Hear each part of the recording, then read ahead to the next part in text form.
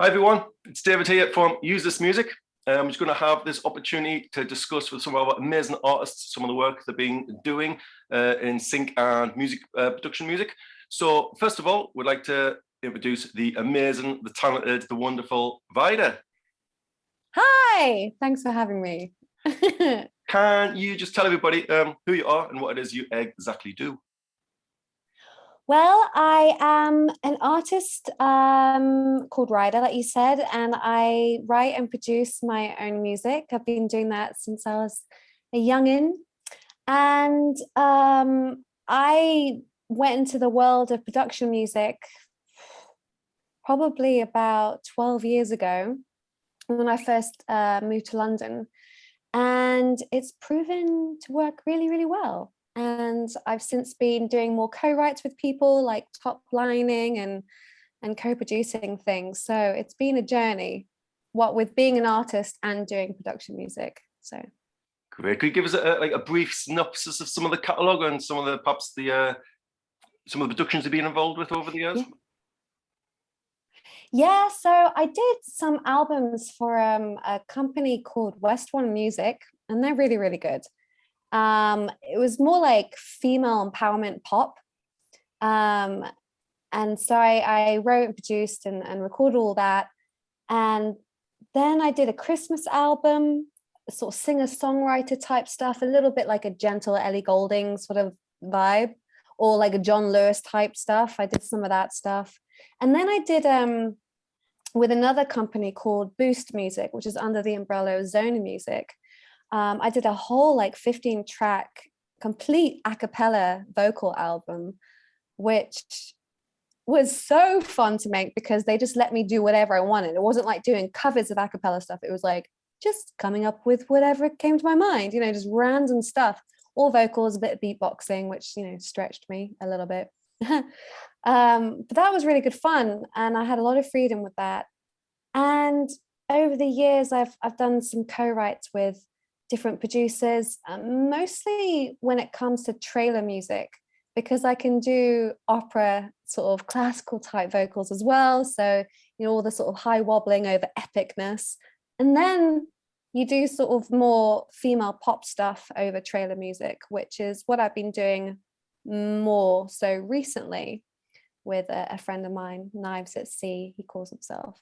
So that's proven to work really well. It's been very varied, but at the same time, I'm still sticking to my strengths, what I know I'm good at making, which is more female-led pop.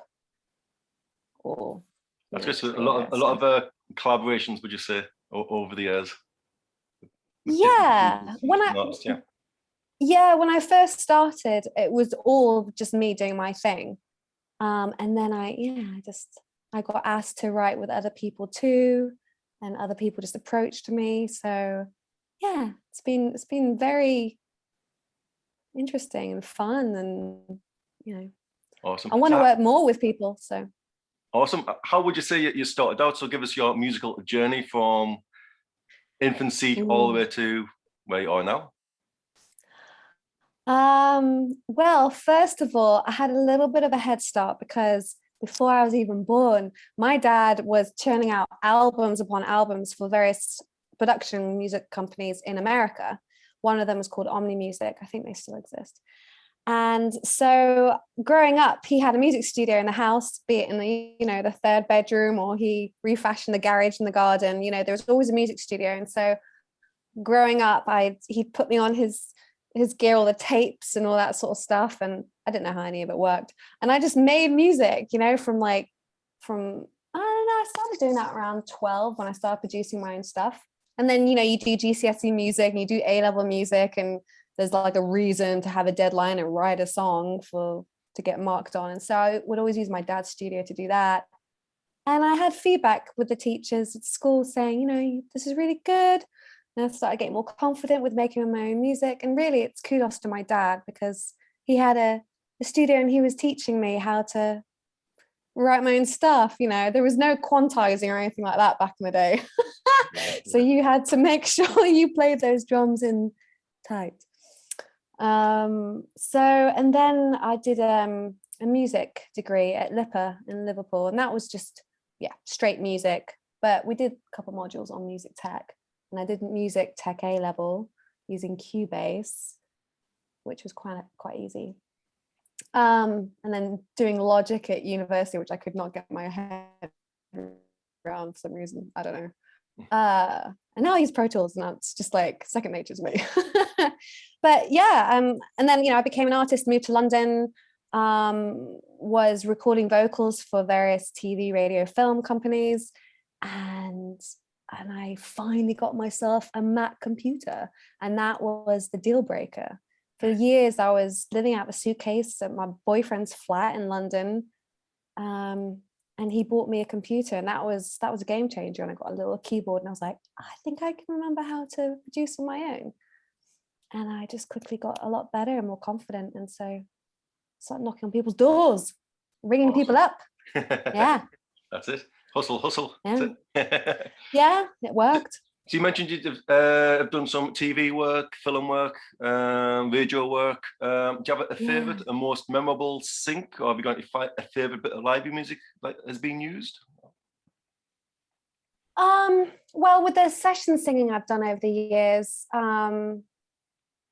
I think was the highest earning job I had was for a Dove advert, Dove soap.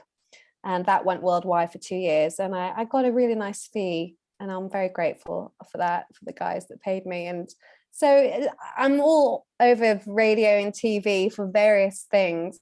And then production music that I've co-written or produced, well, really, a lot of it I can't really trace unless the company contact me going, hey, did you know that your song was used on this amazing thing in Japan or something?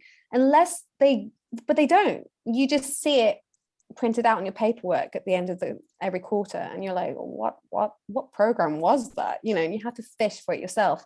But recently, it was BMG Production Music.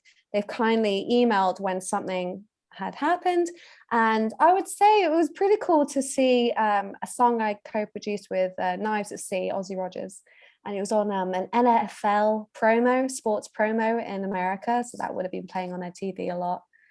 And then a song we wrote called I'll Find You, which was on CSI Vegas promo. And I have to be honest, I didn't really watch CSI Vegas. I know it was a huge show in America, so that is a huge thing. I'm very happy that got played on there. Awesome. And then there was another series on Netflix called Dark Desire, and a song, they played the whole song in this really, really sexy scene. It's definitely not PG. And that was cool, and I don't know if I've been paid for that one yet. You have to sort of wait for these things to trickle in. But when you're told where your music's being played, it's pretty cool, but you're just not always told. So yeah. And just for anybody who doesn't know, that would be through the PRS. Yep, through the statements. Yep. So get yourself signed up, guys. They're doing their job. Yeah. So speaking of bits of advice, do you have any other bits of advice for upcoming artists or producers wanting to get their music into the realms of sync? Yeah, I would definitely work to your strengths. So know where you're really good at, in the sense of what instrument is your best instrument. Are you confident in singing? What is your style like? Because if you go to a production company and go, here are my demos, and they're very varied, they're going to be confused, and they're going to go, what are you really good at? And what do you want to do an album of? That's what they'll want to know. So you want to go and call these people up and go, hey, this is my jam. This is what I do. I'm amazing at doing this style.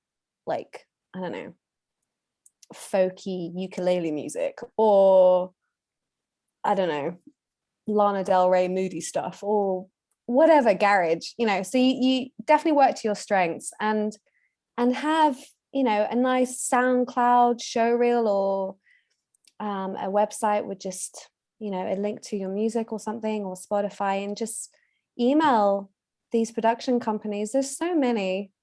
Just Google music production companies, and a lot of them are in London. There's a lot in America as well. It doesn't really matter where you live these days, is it? You live in It's the all digital Bahamas. now, so Yeah, it doesn't matter. But you know, just I would say call people as well. Don't just email. That's always worked for me, because instantly you build a relationship, and when you hear someone's voice on the phone, they hear yours, the relationship's going to be stronger. Yep. So I would not just email, go hi, just call them up until you have a good conversation. I think it's a good life skill little lesson. Oh, yeah, that's some awesome advice right there. So Yeah. well, I hope well, let's just say a huge thank you for taking the time to talk to us today, and I hope that You're has very been welcome. useful for some of our budding producers and artists upcoming. So Yeah. huge thanks again to Vida. All the best for your future endeavors, and may longer continue. Thank See you soon. you. Thank you. Bye. Bye.